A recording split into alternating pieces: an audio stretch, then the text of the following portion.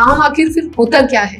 आम एक undigested toxic material है जो क्योंकि आप खाने के साथ पानी मत पिया करो, पर वो कहते हैं कि जब मैं खाती हूँ ना तो मेरे गले में अटकता है, हिचकियां आने लग जाती हैं, तो फिर उसको तो पानी पीना ही पड़ेगा। अब डिपॉजिट होते ही कई मेजर डिजीजेस को जन्म दे रहा है वहाँ जाकर। आम is basically the gateway to diseases, मतलब हर बीमारी का पहला कारण आम है। ओके, तो यहीं से शुरू हो रहा है, तो इसे रोकना बहुत जरूरी है। मतलब अगर ये लक्षण दिखाई दे तो समझ जाओ कि अब आपकी बॉडी में भी आम डिपॉजिट होने लग गया। कॉमन है ये सिम्टम्स तो अगर ये सिम्टम मैंने पहचान लिया कि मुझे आ गए सिम्टम, अब मैं क्या करूं? कुछ ऐसा हो सकता है कि आम मेरी बॉडी में बने ही ना, उसके लिए मैं क्या खाऊं? बस खाना ही तो नहीं है तो फिर जिंदा कैसे रहना है जब खाना नहीं? आयुर्वेद में बोला है लंघनम परम औषधम। लंघन मीन्स फास्टिंग करना, है ना, व्रत। तो ये खुद में ही एक औषध है, राइट? तो लंघन करना बहुत जरूरी है आम वाले केसेस में। एक डाइजेस्टिफायर मंद है, और वो मंद भी क्यों हो रहा है? हमारी गलतियों की वजह से। अनेक सारे रूल्स होते हैं खाने के, उसको हम फॉलो नहीं कर रहे। फॉर दैट रीजन डाइजेस्टिफायर मंद हो रहा है। अपना कोई फेवरेट खाना बना है फिर तो वैसे ही नहीं रुका जाता। एग्जैक्टली, तो ओवर ईटिंग एक बहुत बड़ा रीजन है, राइट? इंडियन मसाले होते हैं ना हमारे, दे आर वेरी गुड, जो हम सारे यूज कर रहे हैं। तो उसके हिसाब से अगर हम अपनी डाइट रखें तो बहुत अच्छे रिजल्ट आएंगे। गर्म पानी या ठंडा पानी? गर्म पानी। एक बार खाना कि 3 बार खाना? 1 से 2 बार, वो भी कम खाना है। और आपकी जलन शक्ति के हिसाब से खाना है। तो कौन सा खाना स्किप करना है? क्या डॉक्टर भी कभी आम से पीड़ित होते हैं? बिल्कुल।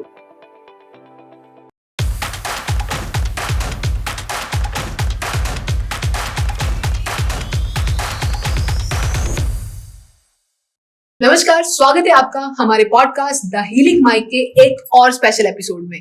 ये वो माइक है जहां से वो आवाज निकलती है जो ना सिर्फ आपके कानों तक पहुंचती है बल्कि आपकी थॉट्स पे भी काम करती है। मैं हूं आपकी होस्ट सोनिया धीमान, और आज हम लेकर आए हैं एक ऐसा टॉपिक, या बोला जाए कि ऐसा वर्ड जो बहुत सारे लोगों ने सुना हुआ होगा, और ये एक ऐसा वर्ड है जो काफी सारे लोगों के फेवरेट फ्रूट से भी मिलता है। वो शब्द है आम। लेकिन ये वो आम नहीं है जो आपको गर्मियों में मिलता है खाने के लिए। ये वो आम है जब आपके शरीर में ये आता है तो बहुत सारी बीमारियां लेकर आता है। क्या आपको भी कभी गैस होती है, कभी थकान महसूस होती हो, काम करते करते आप थक जाते हैं, सिर दर्द ज्यादा रहता है, तो इसका मतलब है आपके शरीर में भी आम का अड्डा बन चुका है। तो जब भी आम आपके शरीर में आएगा तो कोई ना कोई बीमारी जरूर लेकर आएगा। तो इसी टॉपिक पर बात करने के लिए आज हमारे साथ हैं डॉक्टर निकिता, जिनके पास टोटल 9 इयर्स का एक्सपीरियंस है। आज वो हमें बताएंगी कि कैसे आम हमारे शरीर में आता है, कैसे बीमारियां इसकी वजह से बनती हैं। So please welcome doctor Nikita. नमस्कार डॉक्टर निकिता। हेलो मैम, कैसे हो आप? बहुत बढ़िया, आप कैसे हैं? I am also good. Thank you so much कि आप आए और आपने अपना कीमती समय निकाला। तो कैसा लग रहा है आज आपको? मुझे बहुत अच्छा लग रहा है। Thank you so much for calling, कि आपने मुझे यहाँ बुलाया। एंड आई एम होपिंग कि लोग इस पॉडकास्ट को देखें और उन्हें अपने शरीर के बारे में पता लगे, और अगर वो इस पॉडकास्ट को देख के अपने खान पान में, रहन सहन में चेंजेस लाए, तो इससे अच्छा क्या हो सकता है। बिल्कुल, बहुत अच्छी बात आपने बोली, और मुझे उम्मीद है कि जब ये पॉडकास्ट ऑन एयर होगा तो बहुत सारे लोग इस टॉपिक से सीखने वाले हैं। क्योंकि आम तो मुझे भी यही लगता था कि आम का मतलब वही जो गर्मियों में मिलता है और बहुत सारे लोगों का फेवरेट होता है। हालांकि मेरा ये फेवरेट नहीं है, क्योंकि जब मैं इस पॉडकास्ट के लिए प्रिपेयर कर रही थी तो मैंने भी यही देखा कि आम का मतलब गंदगी भी होता है। तो चलिए शुरू करते हैं। तो शुरू करने से पहले डॉक्टर निकिता, मैं आपसे जानना चाहूंगी कि आप मतलब डॉक्टर ही बनना चाह रहे थे हमेशा से? क्यों आप आयुर्वेद की फील्ड में आए? क्या लगा, किस चीज ने आपको इंस्पायर किया? आयुर्वेद मुझे हमेशा से इंस्पायर करता था। मेरी फैमिली में है कुछ आयुर्वेदिक डॉक्टर्स, ओके, जिन्हें मुझे देखकर ये पता लगा कि आयुर्वेद जिस रूट कॉजेस पे काम करता है वो बहुत इम्पोर्टेंट है। लाइक हम सिम्टोमेटिकली तो ट्रीट कर ही रहे हैं, बट ऑल्सो हम रूट कॉजेस पे भी काम कर रहे हैं, सो दैट डिजीजेस रिअकर होने के बहुत कम चांसेस होते हैं। So yes, I always wanted कि मैं आयुर्वेद से जुड़ूं और आगे हेल्प करूं। ठीक है, तो अभी आप जो शुद्धि हिम्स में आप काम कर रही हैं, तो किस तरह के पेशेंट्स आपके पास आते हैं? मेनली मैं इनफर्टिलिटी वाले पेशेंट्स को डील कर रही हूँ, एंड बाकी और भी गायनेकोलॉजिकल डिसऑर्डर्स को डील कर रही हूँ। तो इन सभी को डील करते हैं। ओके, तो कैसा रहा मतलब अभी तक का आपका शुद्धि हिम्स का एक्सपीरियंस? मतलब पेशेंट जब ठीक होते हैं या जो ठीक नहीं हो पाते, क्या रेशो है ठीक होने का? मतलब अगर बहुत सारे पेशेंट्स आ रहे हैं, 10 में से 7 से 8 पेशेंट बिल्कुल ठीक हो जाते हैं। ओके कुछ को टाइम लगता है, डिपेंड्स अपॉन अब उसकी प्रकृति कैसी है, वो कैसे फॉलो कर रहा है चीजों को। आयुर्वेद बहुत ज्यादा पथ्य अपथ्य पे बिलीव करता है, क्योंकि हम कई बार पेशेंट को ट्रीट करते हैं, पंचकर्मा कराते हैं सारा कुछ, एंड देन वो घर वापस जाते हैं, अगेन वो ऐसी चीजों को करने लग जाते हैं जो हम मना करके भेजते हैं, which is अपथ्य। So it is very important कि वो चीजों को समझे, राइट? तो यस, पेशेंट्स ठीक हो जाते हैं। ओके, तो आज का जैसे हमारा जो टॉपिक है आम की वजह से बीमारियां बनती हैं, सबसे पहले हम जानना चाहेंगे कि आम आखिर फिर होता क्या है?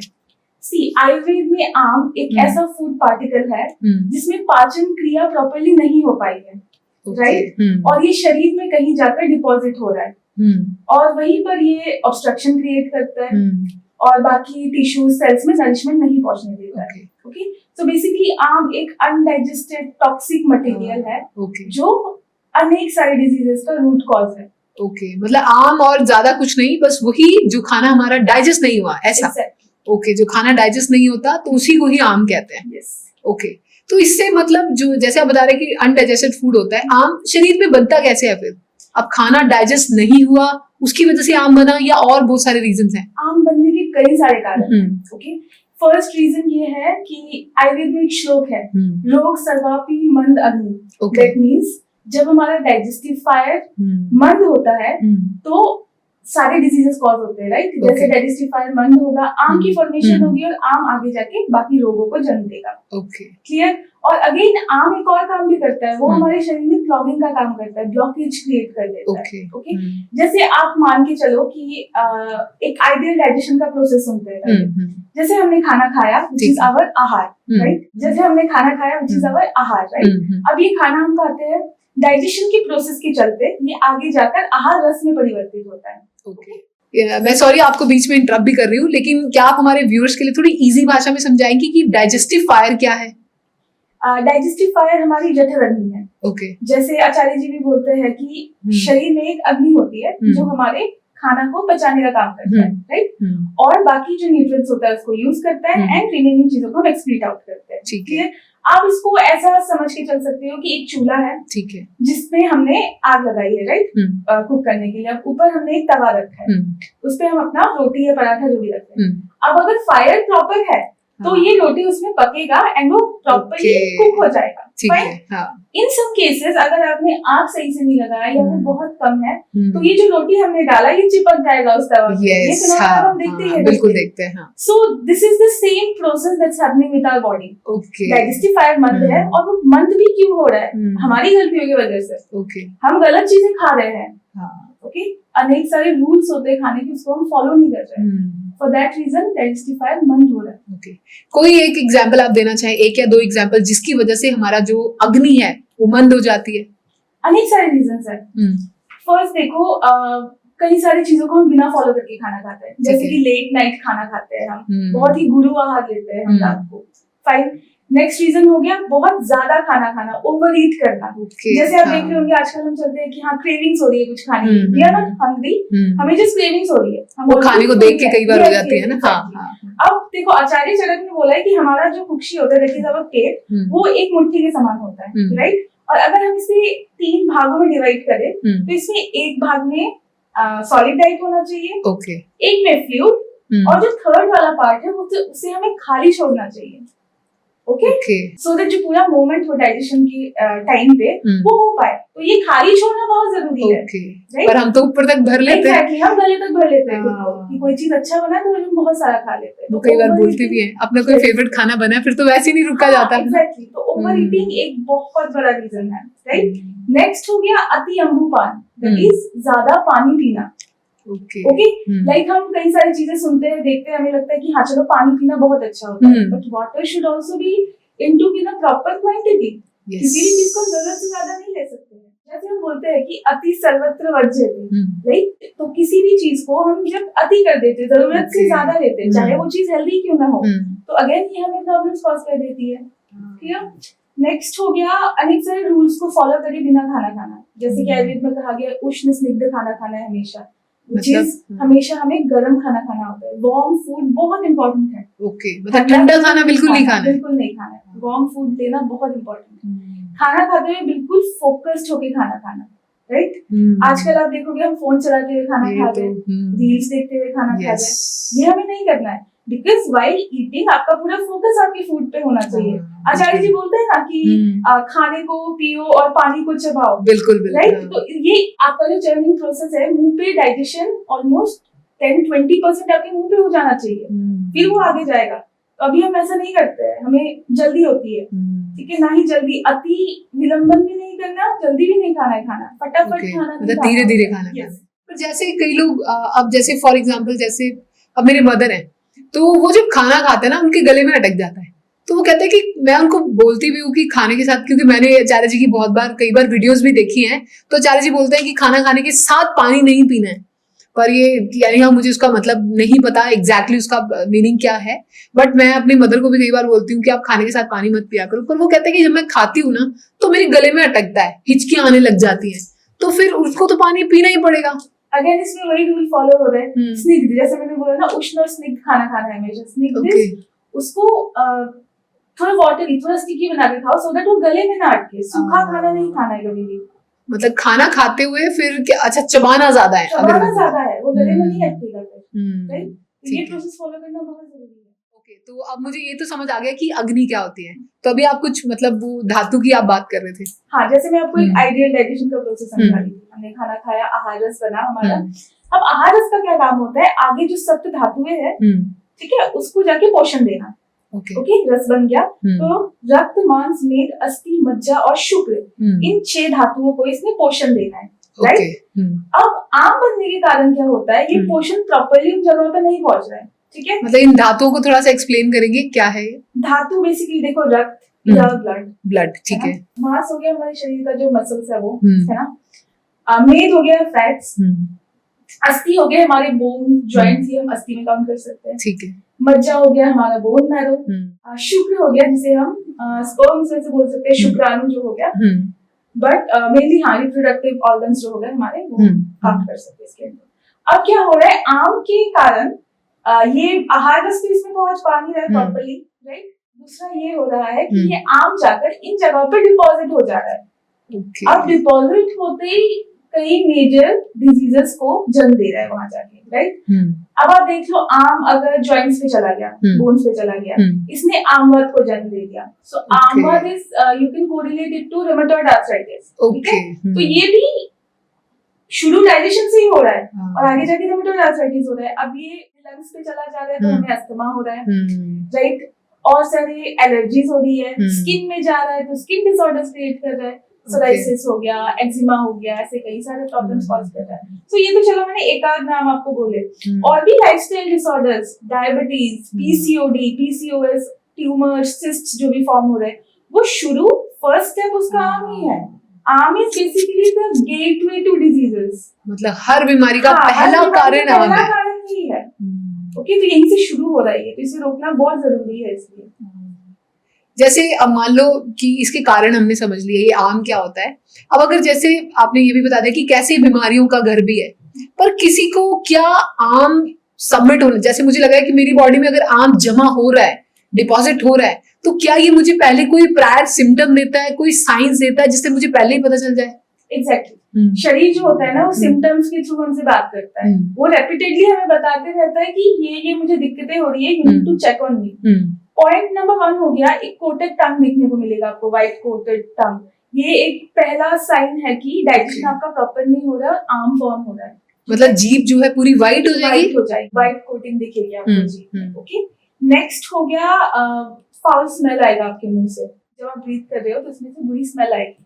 तो ये तो बोलते हैं ना, अगर सुबह ब्रश नहीं किया स्मेल तब आती है, नहीं ये तो होता है। अलॉन्ग विद दैट वो किसी लोगों में आप देखना कि वो बहुत ज्यादा है, बोलते हुए भी कहीं मुंह से स्मेल आती है। चाहे वो ब्रश करे, वो जितने भी हाइजीन मेंटेन करे, स्टिल एक फाउल स्मेल होती है उनकी माउथ। तो इसका मतलब उनके बॉडी में कहीं ना कहीं गंदगी जमा हो रही है। ओके। अगला हो गया हमेशा भारीपन महसूस करना शरीर में, ठीक है, हैवीनेस होना शरीर में। एंड अगेन आप आम वाले पेशेंट्स में देखते हो कि वो पूरा दिन चाहे इतना काम नहीं करते, बट थकान बहुत ज्यादा होती है उनको। ओके, पेट साफ नहीं होता उनका प्रॉपर। कॉन्स्टिपेशन तो मानो इनका एक मेजर सिम्टम है, ये दिखता ही इनमें कि प्रॉपर इनका पेट ही साफ नहीं होता है। तो मतलब अगर ये लक्षण दिखाई दे तो समझ जाओ कि अब आपकी बॉडी में भी आम डिपॉजिट होने लग गया। हाँ बिल्कुल। अब मान लो मुझे पता लग गया कि अब मतलब हमारे व्यूअर्स को भी आई होप समझ आ गया होगा कि अगर ये सिम्टम, क्योंकि बहुत सारे लोगों में सिम्टम देखने को मिलेंगे, ये कॉमन है ये सिम्टम्स, तो अगर ये सिम्टम मैंने पहचान लिया कि मुझे आ गए सिम्टम, अब मैं क्या करूं? पहले तो जितने सारे रूल्स बताए उसको फॉलो करके खाना खाना है। जैसे वही पानी ना पीना, ज्यादा पानी ना पीना, ये सारे रूल्स फॉलो करके खाना खाए। पहले तो अपना दिन शुरू करे गर्म पानी की इनटेक से, ठीक है? हल्का गुनगुना गर्म पानी सुबह सुबह पिए। ओके, नेक्स्ट हो गया आप जिंजर टी पी सकते हो, ठीक है? जैसे अदरक का काढ़ा बना के हम पी रहे हैं, दूध नहीं डालना है इसमें, अदरक वाली चाय पी सकते हैं उसके बाद? नहीं, चाय नहीं पीना। ऐसे मुझे कई पेशेंट मिलते हैं जो बोलते हैं कि हम तो सारा कुछ फॉलो कर रहे हैं और फिर भी हम ठीक नहीं हो रहे। अब हम पेशेंट से पूछते हैं कि चलो क्या खा रहे हो, पहला हम यही पूछते हैं सुबह क्या खाते हो उठते, कि सुबह मैं बिल्कुल घर का खाना खा रही हूँ, चाय पराठा ले लेती हूँ सुबह। तो ये तो पहला ही गलत रूल है, ये नहीं लेना चाहिए बिल्कुल हमारे आयुर्वेद के हिसाब से। ये तो मैं भी कर रही हूँ, मतलब दिन की शुरुआत चाय और पराठा से ही शुरू होती है। ये नहीं करना है, मतलब चाय नहीं पीनी, चाय नहीं पीनी है। ओके, दिल तोड़ दिया आपने। आप जिंजर टी ले सकते हो, है ना? नेक्स्ट हो गया आप इमीडिएटली खाना खाने के बाद लेटना नहीं है, सोना नहीं है, ठीक है? ओके, खाना खाने के बाद यू कैन गो फॉर शतपावली जो हम बोलते हैं, व्हिच इज 100 स्टेप्स तक आपको चलना होता है धीरे धीरे। ओके, अदरवाइज आप वज्रासन में भी बैठ जाओ, not an issue, but immediately late नहीं जाना। 100 स्टेप्स का टाइम कहाँ है आजकल? टाइम ही तो नहीं है, सुबह सुबह खाना खाया बस फटाफट ऑफिस के लिए भागना है। हाँ, ये तो एक मेजर इशू है आजकल, किसी के पास भी टाइम नहीं होता, राइट? बट अगेन आपकी बॉडी है, आप इसको 3 से 4 मिनट तो दे ही सकते हो, राइट? एंड थर्ड रूल हो गया, जब भी खाना खाना है तो उसको बहुत छोटी सी बाइट ले। जैसे आचार्य जी बोलते हैं ना, अपने नाखून के बराबर आपकी बाइट होनी चाहिए, इतना छोटा बाइट ले, उसको 32 बार चबाए निकलने से पहले, ये बहुत जरूरी है। पर इतनी सी बाइट को 32 बार कैसे चबाएंगे? तभी तो खाना को पीना है, मतलब उसमें से जो रस निकलेगा वो हमें निकलना है, इसे चबाना बहुत जरूरी है। ओके, नेक्स्ट हो गया, आप ऐसे भी अगर आपको लगता है कि मैं बहुत कॉन्स्टिपेटेड हूँ या अभी बहुत हैवी फील हो रहा है, राइट, तो आप जीरा, अजवाइन, धनिया, इन सब का पानी पी सकते हो, रात को भिगो के रखना, सुबह इसका काढ़ा बना के आप पी सकते हो, ठीक है? एंड अगला है, कुछ आयुर्वेदिक फॉर्मुलेशंस भी आते हैं जो बेस्ट है इनके लिए, लाइक त्रिफला आप ले सकते हो रात को सोने से पहले। क्वांटिटी ऑफ कोर्स आपकी बॉडी के हिसाब से डिपेंड करेगा, right, but triphala works wonder. तो त्रिफला की अगर मैं एक आइडियल मैं क्वांटिटी पूछूं, अगर नॉर्मल किसी ने लेनी हो, जिसको हल्की फुल्की कॉन्स्टिपेशन है या डाइजेशन का इशू है, तो कितना खाना है? रात को आप लेके सो सकते हो, आधा से 1 चम्मच लेके सो सकते हो। ओके, पानी के साथ, दूध के साथ? पानी के साथ, दूध नहीं लेना है बिल्कुल भी। दूध के साथ नहीं, ओके, आपको पानी के साथ लेना है, हल्का गुनगुना गर्म पानी के साथ ही लेना है, ठीक है? इसमें जो 3 चीजें होती है ना, आम्लकी, विभितकी, हरितकी, ये तीनों बहुत अच्छा है डाइजेशन वाले प्रोसेस के लिए। मोस्ट इम्पोर्टेंट, डाइजेशन से ज्यादा ये डिटॉक्स करने में काम करता है आपको, राइट? और हो गया, और भी आयुर्वेदिक फॉर्मुलेशन है, जैसे त्रिकटु हो गया। त्रिकटु से क्या होगा कि जो हमारी डाइजेस्टिव फायर है, जिसके बारे में जो मोस्ट इम्पोर्टेंट है इस केस में, वो प्रदीप्त होता है, तो अगेन आपकी डाइजेशन अच्छी होगी। ओके, और अगर बहुत ज्यादा हो गया है, अगर सीवियर केसेस में पहुंच गए हैं, तो अभी हमारे पास आते हैं पेशेंट्स, तो अगर हमें दिख रहा है कि सिर्फ मेडिकेशन से नहीं हो रहा है, तो we can go for panchakarma. Panchakarma तो मानो आम का दुश्मन है, okay, and definitely it's like panchakarma तो it is a blessing to mankind, है ना?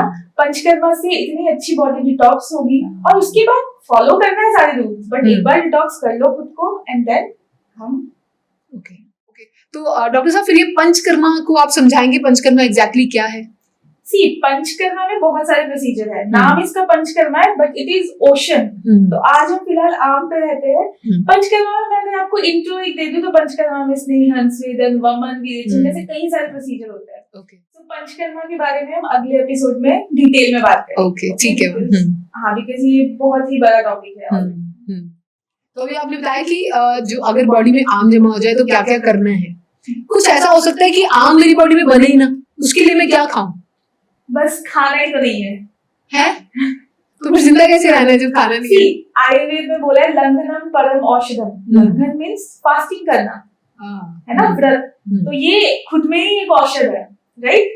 तो लंघन करना बहुत जरूरी है आम वाले केसेस में। इवन कि और भी सारे डिजीज होते हैं जिसमें लंघन करना बहुत जरूरी होता है। तो ये जो सिम्टम्स मैं बार बार बोल रही हूँ, कॉन्स्टिपेटेड रहना, हैवीनेस फील होना, चिड़चिड़ा होना, ये भी आम की वजह से ही है। तो खाना बंद कर दो थोड़ी देर तक, ओके, कुछ घंटों तक मत खाओ, खाली रखो पेट को, ठीक है? एक तो बहुत जरूरी चीज ये है कि जब भूख लगे तभी खाना खाओ, ऐसा नहीं कि सामने कुछ भी रखा है वी आर ईटिंग इट। हाँ, कई बार बड़े सारे लोगों में हैबिट होती है ना, हाँ, भूख नहीं है चलो फिर भी खा लेता हूँ, सामने रखा खा है तो लेता खा हूँ। लेते हैं, ये नहीं करना है। ओके, जैसे आचार्य जी ने भी कई बार बोला है, जब आप अपने शरीर को खाली छोड़ते हो तो जो हमारे गुड सेल्स होते हैं वो हमारे बैड सेल्स को खा जाती है, राइट। जैसे हमारे शास्त्रों में भी बोला है लंगरम परम औषधम, जो मैं बोल रही हूँ, राइट। अब लंगर को ही मॉडर्न साइंस ने ऑटोफैगी का नाम दे दिया है, राइट। अब आप देखोगे 2016 में जापान के योशिनोरी जी को नोबेल प्राइज मिला है ऑटोफैगी के लिए, जिसको आयुर्वेद ने हजारों साल पहले अपने शास्त्रों में लिखा, लंगरम परम औषधम, है ना, इसी के चलते उनको प्राइज मिला है।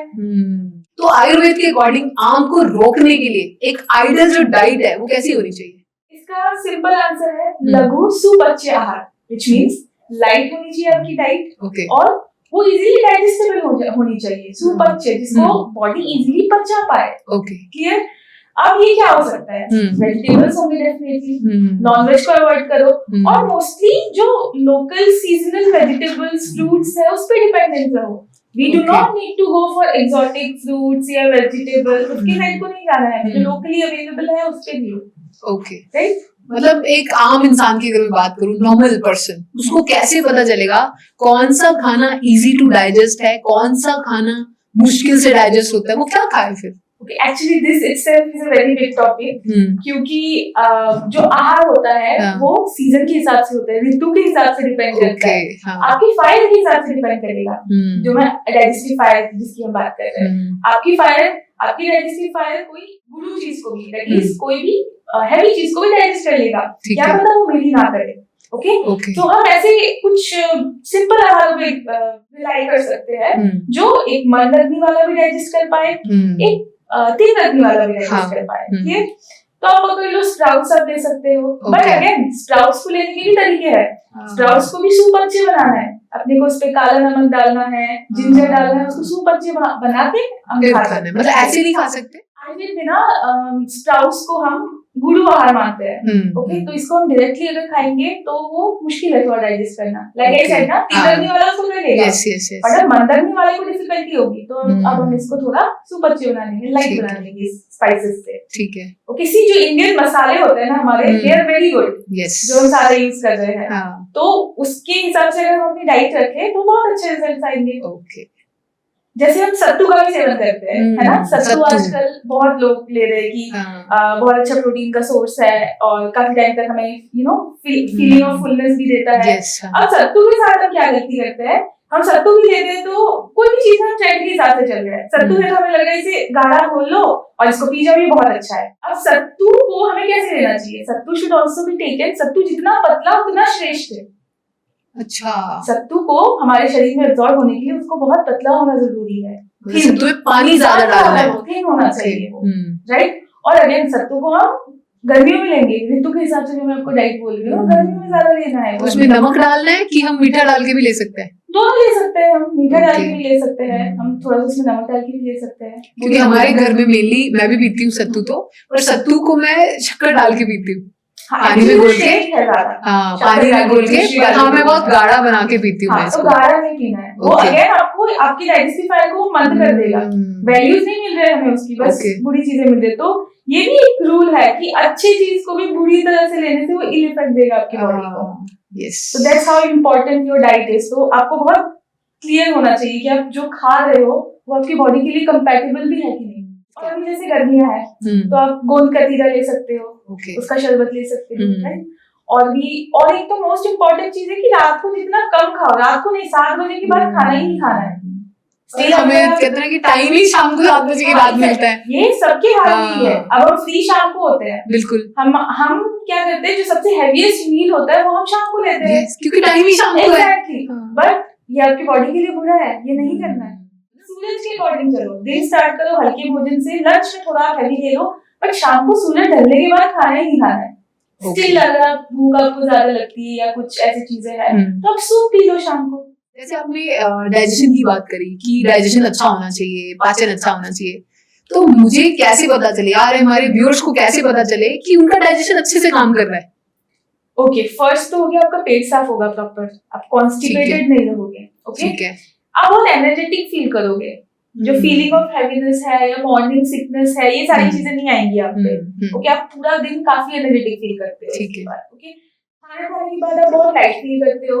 ओके, नेक्स्ट हो गया, आप बहुत क्लियर रहते हो, आपकी क्लैरिटी, मेंटल क्लैरिटी बहुत अच्छी होती है। जो मेंटल डलनेस होती है, ब्रेन फॉग जिसे हम बोलते हैं, तो ऐसे आम वाले पेशेंट्स में ये होता है। मतलब मेंटल क्लैरिटी भी डाइजेशन का पार्ट है? एग्जैक्टली। कैसे?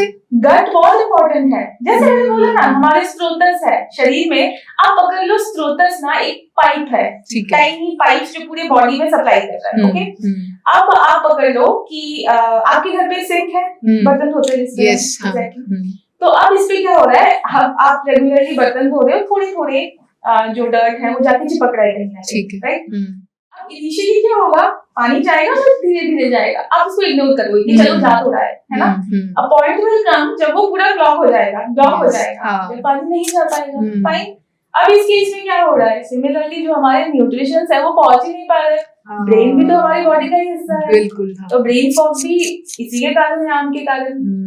जो बहुत ज्यादा इरिटेटेड रहते हैं ना, उनको बहुत ज्यादा गुस्सा आता है, हमारे साथ कुछ भी अच्छा नहीं हो रहा है, हमारे बॉस अच्छे नहीं है, ऐसा वैसा। तो इनको सबसे पहले तो अपना प्लेट देखना चाहिए, चेक फॉर योर प्लेट कि कहीं आप कुछ गलत तो नहीं खा रहे हो। मतलब सोचो, ये मुझे आज ही पता चला कि खाने का इम्पैक्ट भी, ये वाला भी इम्पैक्ट होता है खाने का। गट इज योर सेकंड ब्रेन। वो इतना अगर हमें हमारा बॉस अच्छा नहीं लग रहा तो प्रॉब्लम बॉस में नहीं है, प्रॉब्लम हमारे खाने में है कि हम खाना अच्छा नहीं खा रहे। तो ये अच्छा खाना खाओ तभी आपको आपका बॉस अच्छा लगेगा। जैसे डॉक्टर साहब, बड़ी देर से ना मेरे मन में आ ही रहा था सवाल कि काफी देर से हम आम आम आम करी जा रहे हैं, इसको आम नाम क्यों दिया गया? इतना अच्छा नाम है आम, इतना अच्छा फ्रूट है, गर्मियों का राजा बोला जाता है, फलों का राजा। तो टॉक्सिन्स को आम का नाम क्यों दिया गया? सी जैसे आप आम शब्द जो हम लगाते हैं, अशुभ में लगाते हैं, आरोग्य, जैसे लग जाता है ना उसके आगे, वो उसको नेगेट करता है ना, it is a negative phenomena. Okay, जैसे अशुभ हो गया, जो भी चीज में लग गया वो पिछले वाले वर्ड को नेगेट करता है, काटता है, ऑपोजिट करता है, राइट?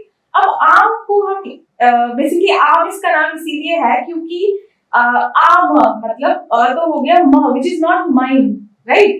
अच्छा, आम which means ये जो प्रोडक्ट है ये जो टॉक्सिन बन रहा है, जो प्रोडक्ट बनी है, एक्चुअली मेरी बॉडी के लिए नहीं है। जैसे हम खाना खाते हैं, उसको हमें ढल जाना है इस खाने को, तभी हम उसके सारे वैल्यूज ले पाएंगे। ये मेरा है ही नहीं, मेरे बॉडी का हिस्सा है ही नहीं, ये मेरे साथ इनकम्पैटिबल है, तो हम इसीलिए इसको आम कह सकते हैं। ठीक है, thank you so much doctor साहब ने बहुत अच्छी जानकारी दी, बहुत अच्छे से समझाया कि आम क्या है।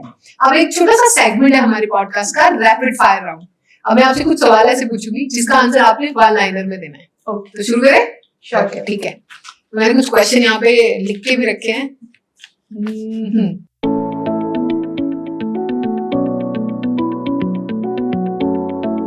गर्म पानी या ठंडा पानी?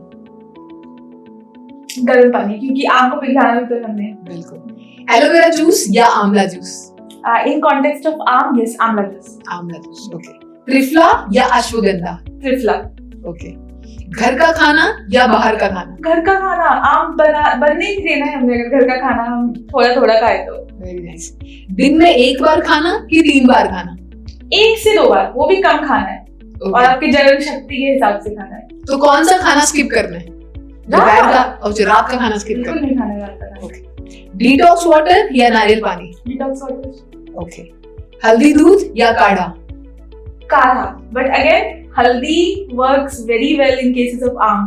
हल्दी जो होता है एक एंटी इंफ्लेमेटरी हर्ब है, इनको आम महसूस होता है कि इनके शरीर में बन रहा है, तो हल्दी जो है चबा के खाए। ओके, मतलब हल्दी वाला पानी पी सकते हैं कि चबा के खानी है? चबा के भी खा सकते हो, हल्दी वाला पानी पी लो, काढ़े में डाल के हल्दी वाला पानी पी लो। ओके। योग या प्राणायाम? बोथ, दोनों ही करने हैं। ओके। सबसे आम गलती जो लोग आम को लेकर करते हैं? ओवर ईट कर जाते हैं वो। सबसे असरदार आयुर्वेदिक उपाय आम के लिए? त्रिफला, पंचकर्मा, लंघन। ठीक है। क्या डॉक्टर भी कभी आम से पीड़ित होते हैं? बिल्कुल। फिर वो क्या करते हैं? एग्जैक्टली ये करते हैं, पंचकर्मा, त्रिफला, फास्टिंग। ओके। आम सबसे ज्यादा किस टाइम बनता है? जब हमारी पाचन कमजोर होती है, अग्नि हमारी दुर्बल होती है, जिस टाइम रात को खाना खाने से। कोई एक आम हटाने वाला घरेलू नुस्खा? जैसे मैंने पहले बताया था, अदरक, अजवाइन, धनिया, सौंफ। ओके। इसका आकार बना के पी लो, चाय की तरह पी लो इसको। तो आम ठीक है। कितने दिन पीना है? रेगुलर पी सकते हो आप इसको, जब तक आपको नहीं लगता है कि आपका डाइजेशन अभी सेट हो चुका है, राइट, तब तक आप पी सकते हो। रिप्लेस कर दो चाय के साथ इसको। It's a herbal tea. मतलब चाय के टाइम पे हम इसको पी सकते हैं। एग्जैक्टली, हल्दी ऐड कर दो इसमें थोड़ा। ओके, ठीक है। अगर आम शरीर में जमा हो जाए तो क्या बॉडी स्टोरेज रूम बन जाती है? हाँ बिल्कुल, गैस, एसिडिटी, ब्लॉटिंग। क्या आम का मतलब मैंगो भी है? हाँ मैंगो भी है, पर इन दिस कॉन्टेक्स्ट ये आम वो आम है जो आम लोगों को बहुत बीमार कर सकता है। ये अच्छा था। आम हटाने के लिए झाड़ू या पोछा काम आएगा क्या? हाँ बिल्कुल, अगर वो त्रिफला का झाड़ू पोछा हो तो। Very nice. आम का एड बने तो टाइटल क्या होगा? आम सफा तो हर रोज दफा। Very nice. अगर ऑफिस में बॉस पूछे कि तू आज सुस्त क्यों है तो क्या बोले? आप बोल सकते हो आज आम ने बहुत तंग कर रखा है। तो बॉस को भी पूरा समझाना पड़ेगा कि आम है क्या। तो कोई बात नहीं, हम ये पॉडकास्ट दिखा देंगे उसको। आम का सबसे बड़ा डर क्या है? पंचकर्मा। आम अगर रिलेशनशिप में होता तो उसकी गर्लफ्रेंड कौन होती? कब्ज होती, वो दोनों एक साथ ही चलते हैं फिर। अगर आम को किसी देश का प्रधानमंत्री बना दिया जाए तो देश में क्या होगा? आलस्य, इरिटेशन, झगड़ा। ये करवाएगा आम का फेवरेट फेस्टिवल कौन होगा? दिवाली आई गेस, क्योंकि इसमें बहुत सारी मिठाइयां बनेंगी, ऐसे सारे पकवान बनते हैं जो आम कॉज करेगा। जो आम कॉज करेगा। अब एक थोड़ा सा फनी क्वेश्चन है कि आम और एक्स में क्या सिमिलरिटीज है? जब दोनों वापस आते हैं तो तबाही मचा देते हैं। अगर एक्स भी वापस आ जाए तो दोबारा जिंदगी खराब कर देती है। हाँ, तो thank you so much doctor Nikita, आपने बहुत अच्छी जानकारी दी। मजा आया आपके साथ आज ये पॉडकास्ट करके। जाते जाते क्या आप हमारे व्यूअर्स को कोई एक आखिरी मैसेज देना चाहेंगी? यस, पहले तो अपना डाइट बहुत अच्छा रखो, आम बनने ही ना दो, ओके। फिर भी अगर ये आपकी एक्स की तरह आपकी लाइफ में वापस आ जाए तो पंचकर्मा के साइड को जरूर आए, आयुर्वेद की शरण में जरूर आए, क्योंकि आयुर्वेद ही है जो आपको बचा सकता है। बिल्कुल सही। तो आज का एपिसोड हम यही खत्म करते हैं। आई होप आपको आज का एपिसोड पसंद आया होगा, आपको बहुत सारी जानकारी मिली होगी। तो आज आपने सीखा कि कैसे आम सभी बीमारियों की एक जड़ है। तो आम से बचना, क्या खाना चाहिए क्या नहीं खाना चाहिए, आप ऑलरेडी सीख चुके हैं। अगर फिर भी आपके मन में कोई डाउट है तो हमें कमेंट करके जरूर बताइए, सो दैट अगले एपिसोड में हम आपके उस सवाल का जवाब लेकर आए। तब तक जुड़े रहिए हमारे साथ। फिर मिलते हैं अगले एपिसोड में एक नए टॉपिक के साथ। Thank you so much. पूरे भारत में हमारे 58 से अधिक हॉस्पिटल्स, 60 से अधिक क्लिनिक व डे केयर सेंटर्स हैं। पूरे भारत में 900 से अधिक आयुर्वेदिक, एलोपैथिक, होम्योपैथिक व नेचुरोपैथी डॉक्टर्स हमारे साथ जुड़े हुए हैं। भारत के हर बड़े शहर में हमारे आयुर्वेदिक हॉस्पिटल्स हैं। इनमें से मुख्य हॉस्पिटल मेरठ, दिल्ली एनसीआर, मुंबई, लखनऊ, डेराबसी, पंचकुला और कुरुक्षेत्र में हैं।